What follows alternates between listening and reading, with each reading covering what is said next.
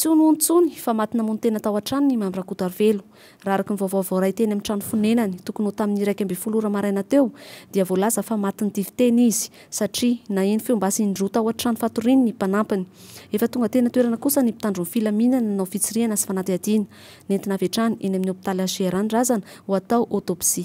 Nafaty anazy aloha izay ilay nataontsika hoe ny rapport d'autopsie no tena mamaritra fa raha ny filazan'ilay mpanampy zany dia hoe na eny feombasy indroa izy dia avy eo izy mijery dia nahita fa hoe efa maty ilay Mambrakotarvelo zany.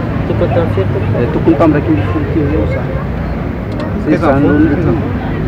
Io moa zany izay ilay nataontsika teo hoe mbola ataontsika ny autopsie zany dia ny rapport d'autopsie tena mamaritra an'izay zany fa misy base pistoleta ao tsy afaka mitentsika hoe io ve no analyse fa zay nataontsika hoe manomboka ny famorana zao fa efa vita zany constat atao amin'ny toerana nisy an'razany dia ho alefany amovoka indray izy ho atao autopsie dia ao aorianan'izay zany tsika tena mahita hoe inona marina le nampaty anazy.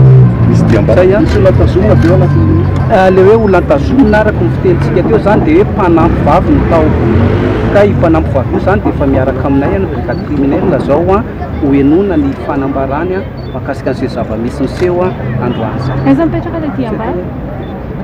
Le hoe diam-baly aloha izay le resantsika teo zany hoe tamin'ny constat nataonay zany dia eo amin'ny lohan'ilay izy fa ny autopsie no mamaritra an'izay zavatra izay.